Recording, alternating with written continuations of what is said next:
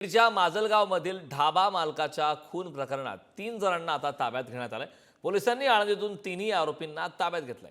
जेवणाचं बिल देण्यावरून झालेल्या वादातून ढाबा मालकाला मारहाण करण्यात आलेली होती।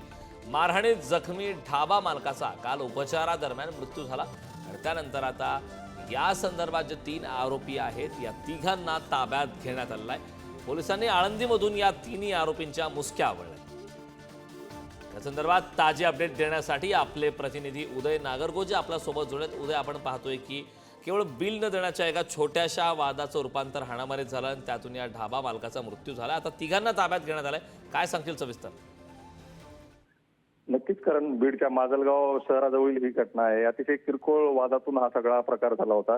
दारूच्या नशेतील तरुणांच्या टोळक्यानं धाब्यावर धिंगाणा घातला आणि त्या ठिकाणच्या मालकाला आणि त्याच्या मुलाला गंभीर मारहाण केली होती। यानंतर या मारहाणीत या मालकाचा मृत्यू झाला होता आणि हे सगळे आरोपी फरार झाले होते। या प्रकरणात गुन्हा दाखल झाल्यानंतर नातेवाईकांनी देखील आक्रमक पवित्रा घेत आरोपींच्या अटकेची मागणी केली होती। त्यानंतर पोलिसांनी तातडीने सूत्र हलवत आता या प्रकरणातील 3 आरोपींना आळंदी येथून ताब्यात घेतलंय। आता त्यांना न्यायालयासमोर हजर करण्यात आलं असून न्यायालय आता किती दिवसांची पोलीस कोठडी सुनावतं हे पाहणं महत्त्वाचं आहे। नक्कीच उद्या आगामी काळात कारवाई संदर्भात नेमक्या काय घडामोडी घडतात हे पाहणं महत्त्वाचं आहे। खूप खूप धन्यवाद या महत्त्वपूर्ण अशा माहितीसाठी।